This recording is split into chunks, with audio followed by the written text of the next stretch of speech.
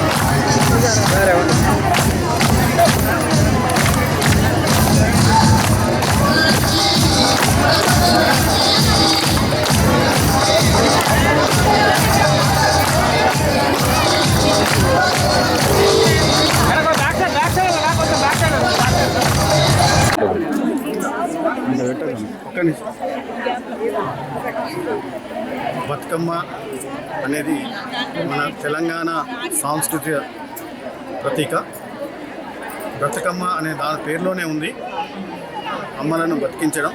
మరి ఈ పండుగ ముఖ్యంగా మహిళా శక్తి సమూహంలో ఉండడం, మహిళా శక్తిని చాటు చూపడానికి ఈ పండుగను మనం నిర్వహించుకుంటూ, ముఖ్యంగా మహిళలకి వాళ్ళ ఇంట్లోని మగవాళ్ళు తోడుంటారని, అంటే ఇప్పుడు ఈ బతుకమ్మ ఆడే సందర్భంలో వారు పేర్చిన బతుకమ్మని మగవారు అక్కడికి తీసుకొచ్చి వారందరూ వాడుకోవడానికి కృషి చేస్తూ వారి పిల్లలు పాపలతోటి ఈ బతుకమ్మను ఎంజాయ్ చేస్తారు.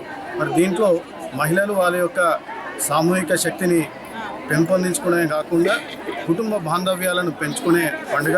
మరి ఇది ఈ పండుగలో ప్రకృతిని, అంటే పూలతోని మనం ఈ బతుకమ్మను చేసి ఎలాంటి కృత్రిమాలు లేకుండా ప్రకృతిని ఆరాధించే పండుగ.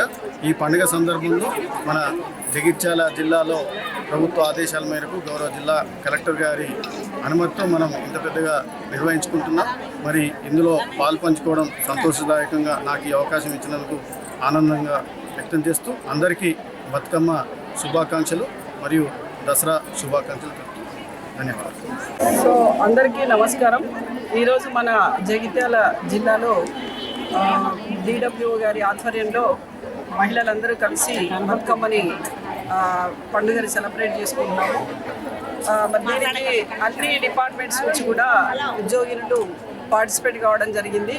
ముఖ్యంగా అంగన్వాడీకి సంబంధించిన వాళ్ళు, అదేవిధంగా వైద్య శాఖ, విద్యాశాఖ మరియు ఇతర కలెక్టరేట్లో ఉన్నటువంటి అన్ని శాఖల యొక్క ఉద్యోగులు, డిఆర్డీఓ నుంచి మహిళా సంఘాల నుంచి కూడా మహిళలు అందరూ కూడా వచ్చారు. వారందరికీ మరొకసారి అడ్వాన్స్గా బతుకమ్మ శుభాకాంక్షలు తెలియజేస్తూ, ఈరోజు మనకి ఈ బతుకమ్మల ఏర్పాట్లో ఉన్న స్పెషాలిటీ ఏమిటి అంటే మనకి అన్ని రకాల తినుబండారాలు, అంటే ధాన్యాలు, తృణధాన్యాలతోటి ముఖ్యంగా కూరగాయలు, తర్వాత మిల్లెట్స్తో పాటు ఇతర పసుపు, కుంకుమ, అట్లా నవరకాలుగా మనకి బతుకమ్మలను తయారు చేయడం జరిగింది. సో జిల్లా కలెక్టర్ గారు మనకి ఈ యొక్క కార్యక్రమాన్ని చేసుకోవడానికి అనుమతినిచ్చారు. సో దాన్ని బట్టి చాలా పెద్ద ఎత్తున మన ఉద్యోగులు అందరూ కూడా పాల్గొంటున్నారు. ఇది పూలతోని మనం చేసుకునే పండగ, ముఖ్యంగా పూలనే పూజించే పండగ. తర్వాత ఈ పూలని మనము ఎటువంటి కృత్రిమమైనటువంటి రంగులు లేకుండా ఉంటాయి కాబట్టి దీన్ని మనం నీళ్ళల్లో నిమజ్జనం చేసినా కూడా ఇబ్బందులు ఏమీ ఉండవు. కాబట్టి ఈ పండగకి ఒక విశిష్టత ఉంది. ముఖ్యంగా మహిళలందరూ 9 రోజులు చక్కగా బతుకమ్మని పేర్చుకొని నీటి దగ్గర అందరూ చేరి సంతోషంగా ఆటపాటలతో జరుపుకునేటువంటి ఒక గొప్ప పండుగ. ఆ మహిళలందరినీ కూడా బ్రతుక కోరే పండుగ. ఇప్పుడు ఆధునిక యుగంలో మహిళల్ని మనము బ్రతికిస్తలేము ఎక్కువ. మన దగ్గర కూడా కొంచెము మహిళల రేషియో తక్కువ ఉంది. కాబట్టి ఈ పండుగను పురస్కరించుకునైనా మహిళల్ని బ్రతికించే పండుగ, బ్రతుకు కోరే పండుగ.